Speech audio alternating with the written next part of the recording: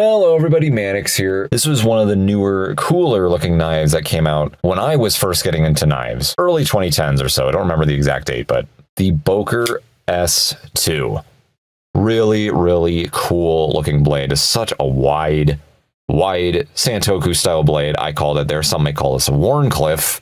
I beg to differ. It's not completely flush, but I've heard that. Some call it a sheep's foot. I call it a Santoku style blade. Not a very acute tip there. It still technically has a tip, but it's going to be all about chopping and slashing. Let's just get the specs out of the way first. Overall length of 8.7 inches. The blade length is 3.98 inches. Its thickness is 0.12 inches. Weighs 5.4 ounces. Our handle length 4.72 inches. 440C blade steel, stone wash finish, G10 handle scales, stainless steel liners that are skeletonized, actually. Liner lock, flipper only.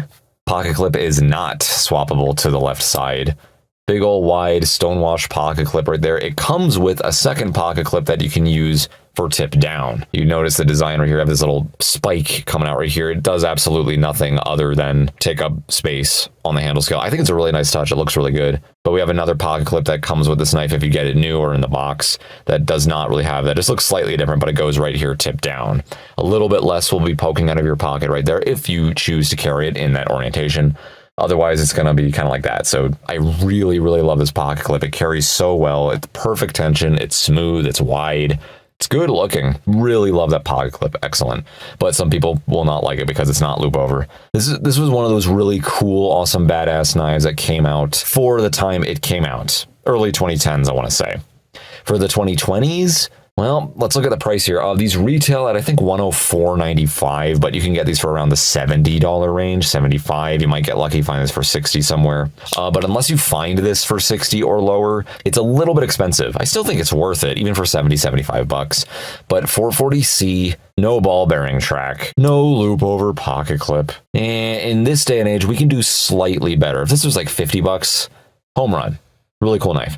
$75, again, compared to what we have now, the fact that they did not update this with all of the other knives going out on the market now, this kind of feels like it's slightly left in the dust. Don't worry, it still works very well. The flipper still works well. We still have a really good rock solid lockup. The ergonomics are hella good. This jimping is great, actually really sharp, really can lock your thumb in there. Big old blade, again, about 4 inches wide. It's going to be great for chopping and slashing, fast. Again, even without ball bearings, I think it has phosphorus bronze washers, which were the pivot systems to have back in the day.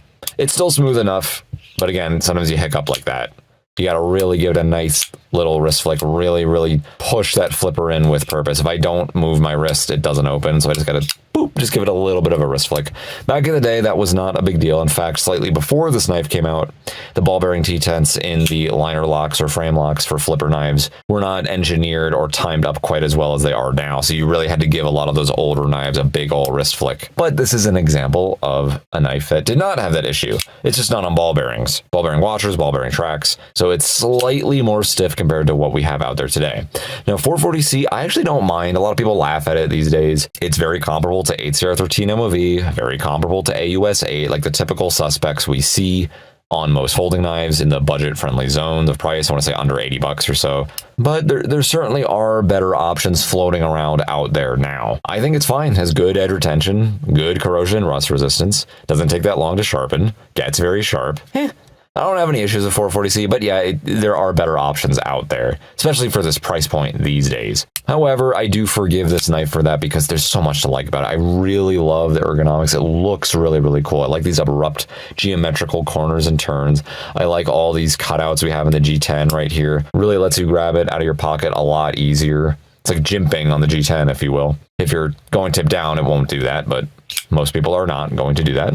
I like this big old wide ass flipper we have right here. We have little cutouts in there. You could call that jimping, I suppose, but it basically doesn't do anything. It's more aesthetic than anything, but it's still cool. I like this big old trapezoid cutout we have in the handle right here where our index and middle finger land into. Big old fat flipper acts as a guard right there, and that in combination with a really well done jimping. It's almost Spyderco level of sharpness. Really can lock your hand in this thing. It's so comfortable. I love this cant we have on the handle up here. It fits my hand perfectly. Reverse grip, carries just fine, just like that. It's one of my favorite, most comfortable knives ever, actually. It may not look like it, but I really like these ergonomics. That in combination with such a wide blade, it's just cool looking, and it is functional too. Deploys good, lockup's good. Yeah, it's a liner lock. Thin liner right there, big deal. Liner locks I still think are good for tactical use. It's just when you get into really hard use, that's when I'm like, I don't know about liner locks, but I don't have any issues with them. I wish it was a frame lock. That would be cool. Or hell, even a side actuating lock, like whatever Boker's version of the Benchmade Access lock. That would be really cool. I like the bead blasted finish we have on the stainless steel liners. It really goes well and complements the black sort of flat look we have on our other colors right here. This backspacer is cool looking. I like the cutouts down here.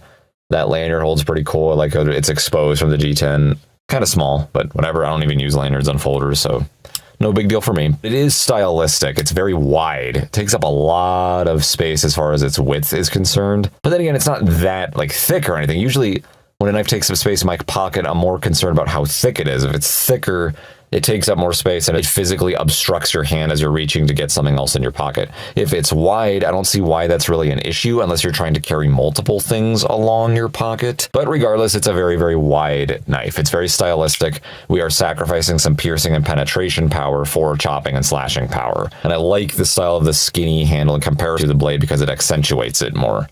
Or actuates it more. I wish it was a little bit cheaper and or updated for the 2020s. It's starting to show its age a little bit now.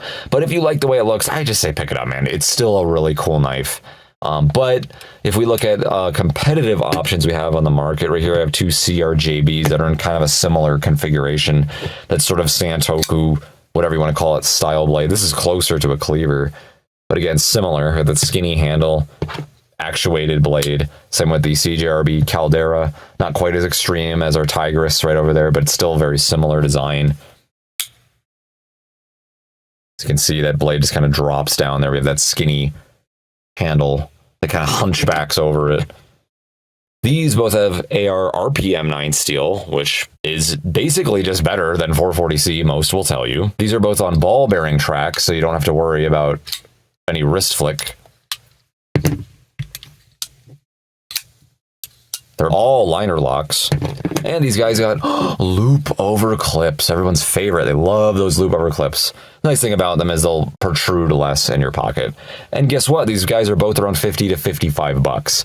So because we have knives like this out here, these are also G10 handle scales. They also have skeletonized stainless steel liners. Although I still really like the S2, I can't think of why I would pick it over this one. Maybe not this one. The ergos aren't as great, but compared to the Caldera, we have a little bit more cutting edge. It's a little bit longer, a little bit more reach there. Ergos, we certainly have better jimping on the S2, that's for sure. I like the ergos on the S2 a little bit more as well. Weight's going to be pretty close. Again, I'm just showing you competitive options for a little about 20 bucks cheaper with a better blade still and ball bearing tracks and loop over carry.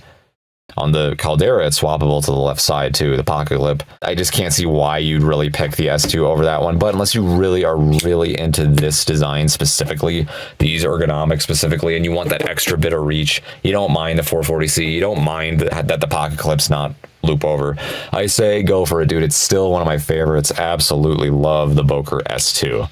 Thank you so much for watching. Feel free to subscribe, hit that little bell notification if you do not want to miss weekly knife and gun videos, and feel free to support me on Patreon, link in the description. Thank you so much for watching. Mannix out.